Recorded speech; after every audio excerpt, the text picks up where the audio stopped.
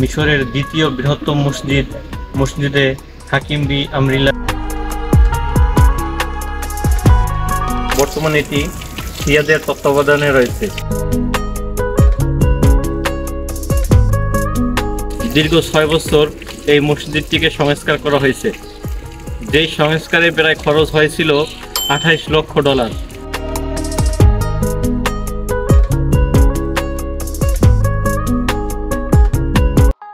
আসসালামু আলাইকুম রহমতুল্লাহি ওবারাকাতুহু।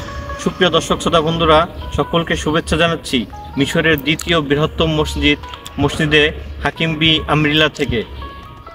এটি হচ্ছে ফাতিমীয় সালতানাতের একটি উজ্জ্বল নক্ষত্র এবং উজ্জ্বল নিদর্শন। এই মসজিদটিকে মসজিদে আনোয়ারও বলা হয়ে থাকে। তো সুপ্রিয় দর্শক শ্রোতা বন্ধুরা, আজকের ভিডিও পর্বে আমরা আপনাদেরকে মিশরের এই দ্বিতীয় বৃহত্তম মসজিদটি ঘুরিয়ে দেখাবো এবং সেই সাথে এর ইতিহাস সম্পর্কে জানানোর চেষ্টা করব। আমাদের সাথেই থাকুন।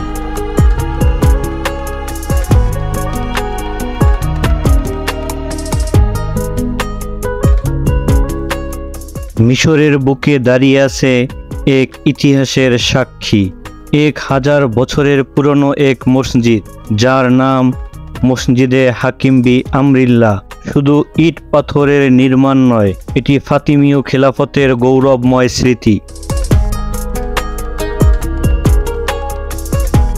সুপ্রিয় দর্শক শ্রোতা বন্ধুরা, এই মসজিদটি 990 খ্রিস্টাব্দ মোতাবেক 380 হিজরিতে আজিজ বি আমরিল্লাহ নির্মাণ কাজ শুরু করেন, কিন্তু তিনি এই মসজিদটি সম্পূর্ণ করে যেতে পারেননি। পরবর্তীতে তার সন্তান 16তম ইসমাইলি ইমাম আবু আলী মানসুর 1003 খ্রিস্টাব্দ মোতাবেক 393 হিজরি সনে এই মসজিদটি পরিপূর্ণভাবে তিনি নির্মাণ করেন। ইতিহাসে তার বিচার কার্যের রাজকীয় উপাধি ছিল হাকিম বি আমরিল্লাহ, অর্থাৎ তিনি আল্লাহ তাআলার আদেশ অনুযায়ী বিচার কার্য সম্পাদন করতেন। কিন্তু তিনি ছিলেন একজন ইতিহাসের সমালোচিত ব্যক্তি। কারো কারো মতে এই হাকিম বি আমরিল্লাহ ছিল ন্যায়পরায়ণ শাসক এবং কারো কারো মতে এই হাকিম বি আমরিল্লাহ ছিল একজন জুলুমকারী শাসক। তো সুপ্রিয় দর্শক শ্রোতা বন্ধুরা, এই মসজিদটি মূলত শিয়াদের একটি মসজিদ এবং ফাতেমীয় রাজবংশের একটি উজ্জ্বল নক্ষত্র। তাই এই মসজিদটিকে মসজিদুল আনোয়ার হিসাবেও নামকরণ করা হয়ে থাকে এবং 2017 সালে এই মসজিদটিকে শিয়া সম্প্রদায়রা সংস্কার করে। 2017 থেকে 2023 সাল পর্যন্ত এই মসজিদের সংস্কার হয়েছিল, যাতে খরচ হয়েছিল প্রায় $28 লক্ষ।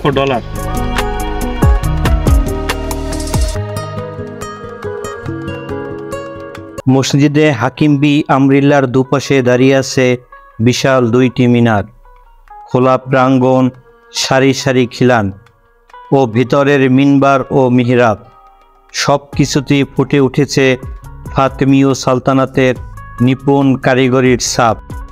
এবং এই মসজিদটি বহু শাসক ও সালতানাতের শাসনামলে পুনর্নির্মাণ করা হয়েছে বারংবার।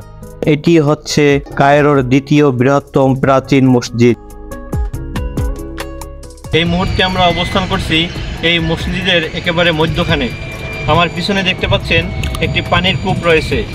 মিশরের প্রায় মসজিদেই তারা মসজিদের অভ্যন্তরে পানির কূপ নির্মাণ করে। তো মিশরে নীলনদ ছাড়া পানি পান করার মতো ওই রকমের কোনো সুব্যবস্থা ছিল না। এজন্য প্রাচীন যুগে মানুষ মাটি খোদাই করে মাটির নিচ থেকে তারা পানি উত্তোলন করত।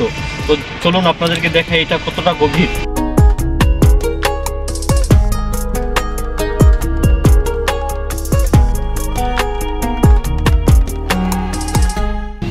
দর্শক দেখতে পাচ্ছেন মোটরের সাহায্যে তারা মাটির নিচ থেকে মূলত পানি উত্তোলন করত এবং মিশরের প্রায় মসজিদেই এরকমের পানির কূপ রয়েছে। সময় ও ইতিহাসের ঝড়ে বহুবার ক্ষতিগ্রস্ত হয়েছে এই মসজিদ। ব্রিটিশ শাসনের আমলে এটি সেনা ক্যাম্প হিসেবে ব্যবহার করা হয়।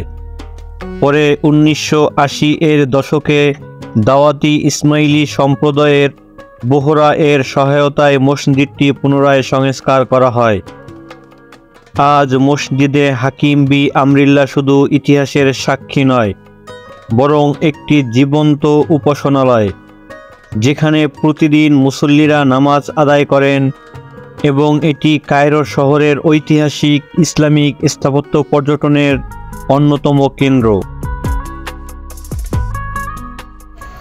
সুপ্রিয় দর্শক শ্রোতা বন্ধুরা, দেখতে পাচ্ছেন এই হচ্ছে মসজিদের বাহিরের অংশ এবং আজ থেকে প্রায় 1000 বছরের আগে এই মসজিদটি যেইভাবে নির্মাণ করা হয়েছে ঠিক সেই অবকাঠামো নিয়ে আজও ইতিহাসের বুকে দাঁড়িয়ে আছে মসজিদে হাকিম বি আমরিল্লাহ এবং এটি হচ্ছে এই মসজিদের প্রধান গেট।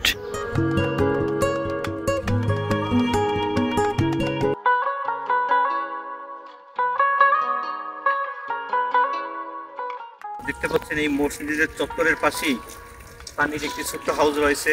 এখানেও তারা মোটরের সাহায্যে পানি উত্তোলন করে এবং এই পানি পান করে এবং উঁচু করে।